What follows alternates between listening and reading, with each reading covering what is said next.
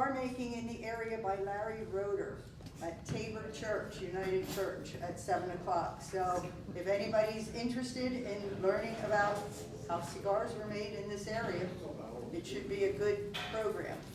So can we all rise to say pledge the flag? I pledge allegiance to the flag of the United States of America and to the republic for which it stands, one nation, under God, indivisible, with liberty and justice for all. Greg, do you want us to do the Lord's Prayer? You can read it. Yeah, let's all together say the Lord's Prayer. Our Father, who art in heaven, hallowed be thy name. Thy kingdom come, thy will be done, on earth as is in heaven. Give us this day our daily bread, and forgive us our trespasses, as we forgive those who trespass against us. And lead us not into temptation, but deliver us from evil. For thine is the kingdom, the power, and the glory, forever and ever. Amen. Okay, here's Kathy. Thank you all for coming. And I really want to say a big thanks to the Upper Salford Township Historical Society. They are a true blessing to this community, all the things that they do. So, what? Turn the volume up a little bit. Yeah, I'm going to pass around the tablet on each side. If you could please sign your name, we'd appreciate it. We're doing kind of attendance and see who's coming and enjoy. Thank you. They are truly a blessing. They bring all sorts of interesting programs to the community, and I highly support them, and everyone should. I want to thank everyone here for coming. I want to thank you for all the food that you brought. That's going to the Daily Bread Food Pantry, and they will be much appreciated there. I want to say a thank you to everyone who's contributed to this presentation. Some of you are here, and then there are others who you will recognize. And thank you to all the generations who started this tradition, started this picnic, and continued it throughout 147 years. It's been going on for a long time. So after we're done, I'll say a few things about what's up there, but right now, I'm guessing, you okay with all the lights on? I'm debating if I want to turn off some or not.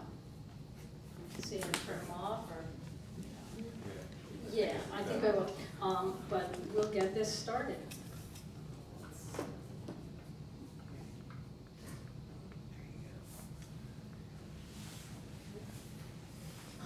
Welcome to Old Goshenhoppen Reformed Church.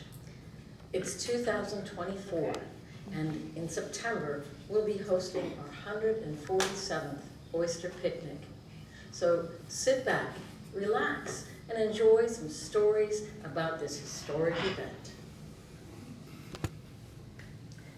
For over a century, beginning in 1874, this community of Pennsylvania Dutch farms enjoyed a double life as a summertime refuge for city folk seeking relief from urban heat and pollution. Upper Salford always had what it takes to, quote, get away from it all. Lots of clean air, open spaces, peace and quiet, scenic roads, and mountain paths. But until the Perkiomen Railroad came through, few outsiders could take advantage of the township's pastoral assets.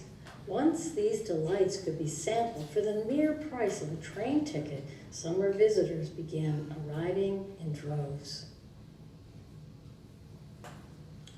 One of the first institutions to capitalize on Upper Salford's rural charm was the old Goshenhoppen Sunday School. Only a year after its organization in 1876, members held the first annual Old Goshenhoppen Sunday School picnic in the grove across from the church.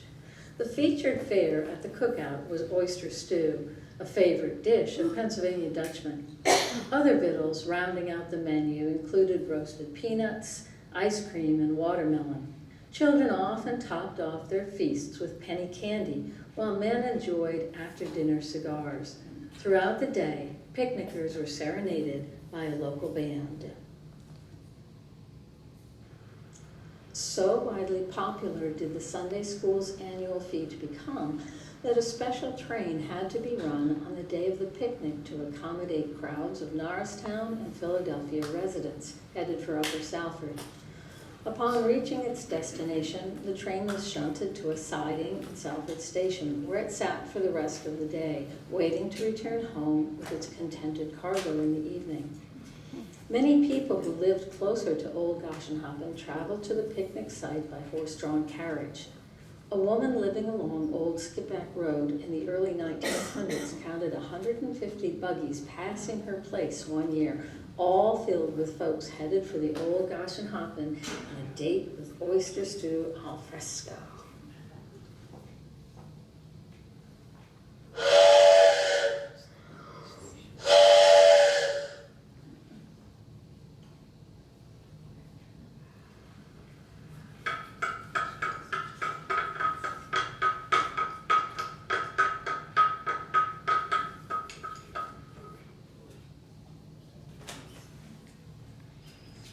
This classic picture shows the Wolford family and some others helping out at the picnic in 1904. A wonderful time was had by all. Well, would you look at that, Harold? I'm reading here in the Hearthstone about the oyster picnic back there at Old Goshenhoppen.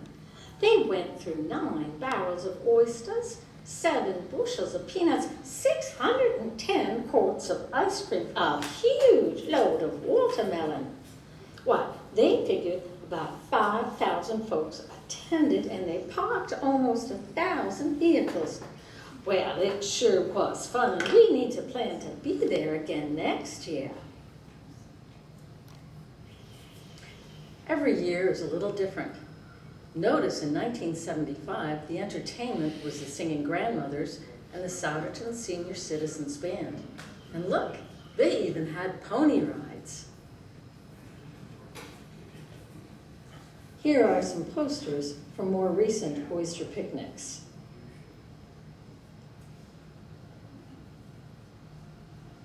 Now that you've learned a little history about the picnic, let's listen to some stories.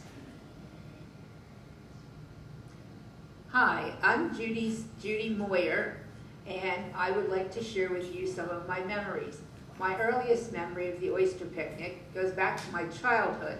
I think it was around 1955 or 56, when as a Union Sunday School attendee, I was part of the class that met in the church, and then we walked across to the pavilion. We then went up on the bandstand and sang at least one song. It could have been more, I don't remember that. I also remember the Ladies' Aid Society had a wash line strung from the church door to a large tree, and on that line they hung items like towels, quilts, and other things they had made, mostly embroidered items, and they were all for sale. My next connection goes back to 1973 or 74. My husband Tom and I were the sextons of the Union Church at that time. My father, Wilmer Stull, was on the consistory. He kind of strong-armed me into helping at the bake sale, at the picnic. So I worked at that spot for quite a while. The Lutheran congregation pulled out of the picnic, and that is how the Reformed congregation took over. Our first few years were a real trial, but our perseverance got us through. As the years went by, we kept trying and adding new items to our menu. We did funnel cakes, fresh French fries, well, that went by the wayside. We gave our guests the choice of fries or potato salad with the oyster platters, cheese for cheeseburgers, and fresh garden tomatoes for the burgers. Mike Cressman introduced us to Ohio State's bratwurst. Pastor Bill Gatos suggested oysters on the half shell, extremely popular and good for our bottom line. We served birch beer on tap and then added birch beer floats. Oh yes, and Jackie Gatos added smoked salmon sandwiches to the menu.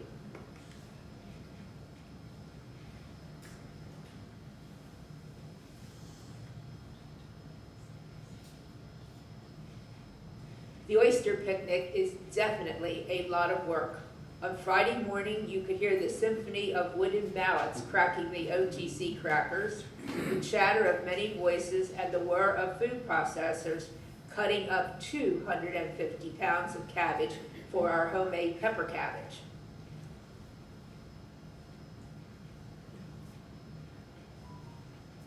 We often shared our concerns that so many of the attendees were senior citizens. Well, God did help us out with that department since the picnic is still going on.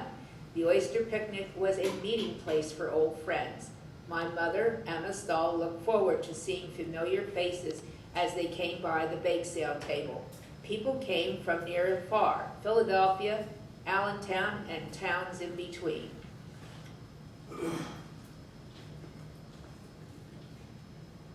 Solomon said, "To everything there is a time and a place, a season for all of us and the world." My season for the picnic ended in 2013. I usually was in the kitchen making stews, but my buddies wanted me to sit down as I was scheduled for a heart valve replacement in a few weeks. You know, I don't think I missed an oyster picnic from the time I started to 2013. God bless everyone at Old Goshenhoppen for keeping the tradition going.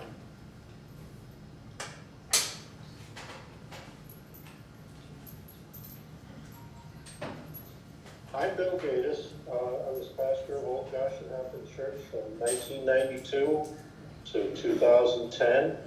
When I first went to the church, many people spoke to me about the oyster picnic. Wait till picnic time comes. And I did enjoy it. But after a couple of years, I noticed that the crowd was small, and it was largely older local people, and we didn't seem to be getting as many people as we possibly could. I live near the Damascotta River in Maine, which is a primary area for farming oysters, and I'm very familiar with eating oysters and opening oysters. And I kept saying to the consistory that we should try doing oysters on the half shell, but everybody went, "Oh, yuck, no, nobody would eat that, nobody would buy them." Well, I finally convinced them to let me try buying one box of 300 oysters, which I opened and sold in 1 hour. No problem whatsoever. So the following year, we bought a couple more boxes, and one of those boxes really got me upset because the oysters were covered with mud, which meant a lot of extra work before I could open them. When you buy oysters, you always get a tag designating place of origin. That's a federal law. So I saved those tags, and from one batch of oysters that I really liked, I found they belonged to a company in New Jersey. I got hold of them. They told me they're in a place called Byval, New Jersey. And we were able to go down there with pickup trucks and large chest freezers. And we were buying oysters at off the dock price. They'd been harvested the night before. So they were super fresh. And we could sell them on the half shell for a really good price. At that time, it was like $18 for a dozen oysters. And everybody we sold them to said, "Wow, that's cheaper than any restaurant in the area. And they're so good, they're so fresh." So it began pulling in another crowd of people who had not been familiar with the church and the history. So it was a way of orienting them to the church and hopefully starting to draw people into the church. Jackie, in turn, does not like oysters on the half shell. And she said there's a lot of people that don't like oysters whatsoever. But she likes to smoke salmon. She learned that from an old fisherman on Grand Manan Island in Canada. And so she began smoking the salmon and making a smoked salmon sandwich. And she was particularly pleased one year when the food editor of the Philadelphia Recorder was just raving about the sandwich. And it was great advertising in the paper. So we had a lot of fun at these things. I particularly enjoyed the way it brought people in the congregation together in a different way when you're working together. When we were opening oysters, one person cracked the hinge, next person passed it down, sliced the meat out, third person put them on a plate, served them to the customers. It was a great little assembly line. And afterwards, we laughed about the oyster heaps of shells that were accumulating in the woods. Here in Maine, our town is famous for shell heaps that go back over 1,000 years when Indians used to come here to eat the oysters. They were shell heaps over 20 feet high and 300 feet long. So oysters are a part of my heritage, and I'm so happy to see the church making use of it. It's a great way of bringing in new people and also bringing people in the church into new relationships with each other. Thank you. Hi, I'm Terry Long. I've been part of the Old Gosh Oyster Picnic for quite a few years. Like other families over the many years, my parents, my sister, and our spouses, plus our children, all work at it or have worked at it at some point.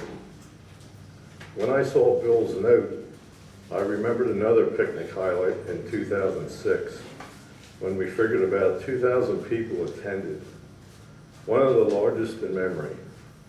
Most food was gone by the end of the day, and I know someone had to run out to replenish rolls and other such items. It was a large fundraiser that year, and we did very well. As far as the trains Bill talked about, him and I are of an age, but I surely know neither of us could remember those old passenger trains carrying picnic goers. Thank you, Terry. Pearl Hackett was born in Pennsburg, the third of 5 children. She grew up in Salford Station, but spent most of her adult life in Philadelphia. In her later years, she became a resident at Peter Becker Community, where Pastor Bill Gatos got to know her in one of his many visits. She told him of a lot of happy memories of her school days in Salford, and also good memories of the Sunday school at Old Goshenhoppen Church, which was just half a mile up the hill from where she lived. She told him about one of the big events of the church, the Oyster Picnic, which at that time had been going on for 130 years. One day, Pearl told Pastor Bill this story. Well, I remember the Oyster Picnic of 1928. I was 12 years old then. Sunday school kids would receive 15 cents if they marched in the parade from the church to the picnic grove and sang for the people there. 15 cents would buy me a bowl of oyster stew at the picnic. But the most memorable event that year was a biplane that circled the picnic and got lower and lower until it landed in a nearby field. All the young men and boys ran to see it. One of the boys from my school bragged and said, "Oh, I touched it." I thought his amazement was a little bit silly. But the men and boys brought back the pilot to the picnic, and they fed him royally. Hi, I'm Pat Frederick, a longtime member here at Old Goshenhoppen Reformed Church. I've been working at the Oyster Picnic for over 30 years now, seen a lot of interesting things. One incident comes to my mind is one time when the parking lot got full. We had to park the cars across the street in the lawn area between the church and the cemetery. And one time this elderly lady ran over a headstone, and it took several fire policemen and other volunteers to lift her car off the tombstone. Fortunately though, neither the driver of the car nor the occupant of the grave were seriously injured. Another time, one of our parking lot attendants opened a bottle of soda and took a swig and had to set it on the ground to attend to some of the people coming in. And when she came back, she took a swig, only to find out that a yellow jacket had gotten into her soda and it stung her in the tongue. And here, come to find out, she was allergic to bee stings, and we had to rush her to the hospital because her tongue started to swell up. Well, fortunately, She got treatment and was okay and recovered. Not so much for the yellow jacket. In the old days, before we got porta potties for the picnic, we had to use the old outhouses down along the back of the grove by the woods. One time when I was using the facility, I heard this rustling coming from underneath the outhouse, and I rushed outside and went around back, and here I saw a big old raccoon coming out from under the outhouse, and he was soaking wet. Obviously, he was a little upset and not too happy. And one time I remember this old farmer that lived near Salfordville. For some reason, he had lost his driver's license, but that didn't deter him and his wife from coming to the picnic. He just went out in the barn and got his old farm awl out and fashioned a seat over the axle for his wife. And they came down the road to the picnic and enjoyed themselves. And when they were ready to leave, she climbed back into her seat over the axle, and he pulled out the throttle and put it in high gear. And when he popped the clutch to go up the road, he nearly dropped her over the back of the tractor. So those are just some of the incidents that I remember at the picnic. Thanks. You stop there. Hi, my name is Luann Pullen, and my favorite memory of the old Goshenhoppen Oyster Picnic is, what? Your wedding is on Oyster Picnic Day? In 1983, my sister Carol Oschlager got engaged and was planning her September wedding. The normal wedding decisions were being made, finding a date that works for the church, the reception, etc. So the date of September 10th, 1983 seemed to be the perfect date. The wedding plans were going quite smoothly. As the date drew closer and the bridal shower was happening, Carol's father, Harold, suddenly realized that his daughter was getting married on Oyster Picnic Day. You know that the Oyster Picnic is always the Saturday after Labor Day. Carol's father had never missed an Oyster Picnic since the day he was born. Needless to say, Harold was not a happy camper. The Oschlagers were members of the Lutheran side of Old Goshenhoppen Church. Once the word got out to the Oschlager men about having to go to a wedding on Oyster Picnic Day, something had to be done about this. There must be a way to do both, but how? The wedding took place at Calvary Church in Sourton, and the reception was at the Spring Mount Firehouse. Our father would be using his 1927 Model T Ford to take the bride and the groom from the church to the reception.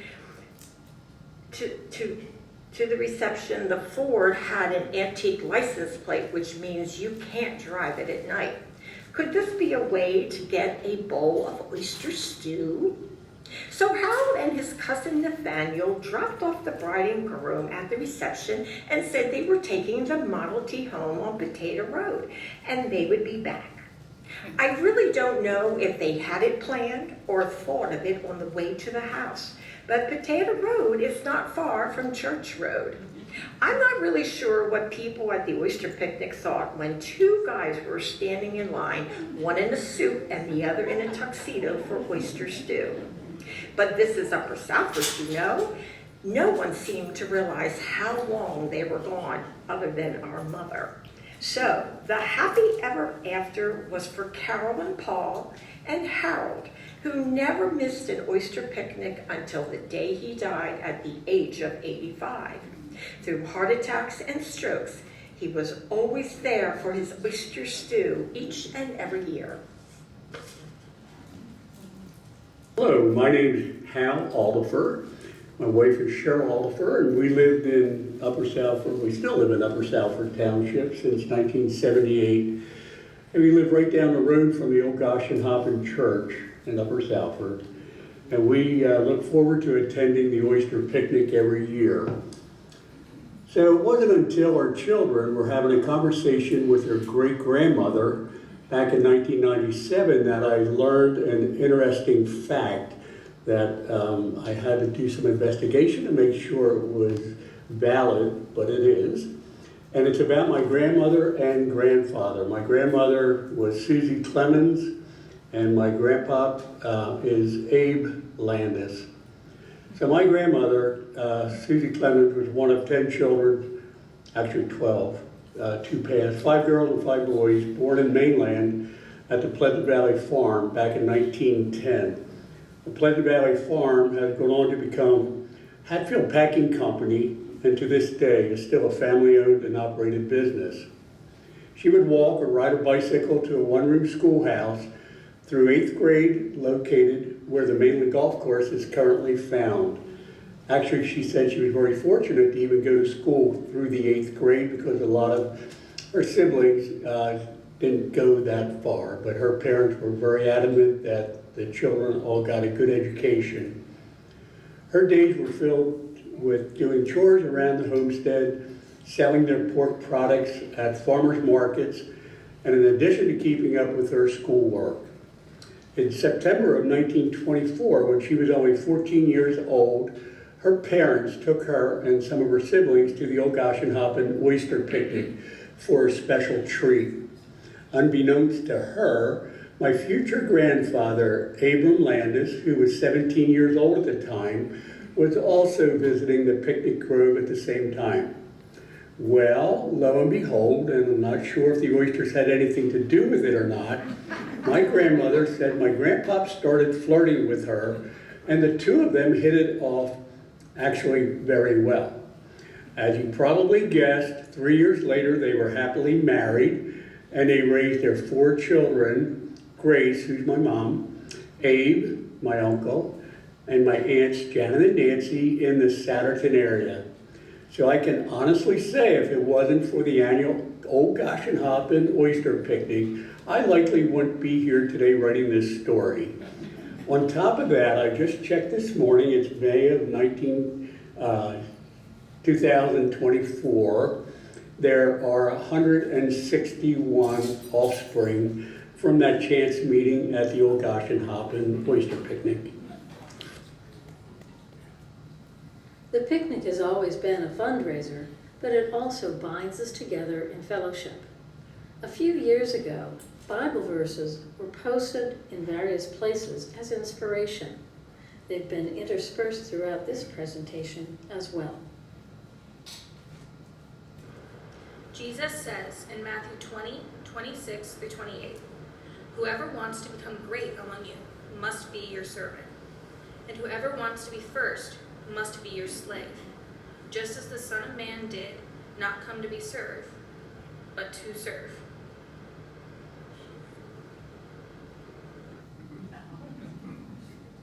Hello, Luann again. I'm sharing memories from my cousin Judy Oschlager-Stavella. As a little kid, I was a member of the Sunday school at Old Goshenhoppen Union Church. On Oyster Picnic Day, all the little kids met at the church early and we marched over to the grove as a group. We went up onto the stage area where we sang our Sunday school songs. For doing this, we each got a ticket that was worth about 25 cents. We could spend this ticket on food, sodas, ice cream, or at the toys trinkets table. I remember that one year I got a little glassware figurines that I kept all through high school. Of course, I remember the outhouses that we had to use as there were no real bathrooms at the outdoor grove.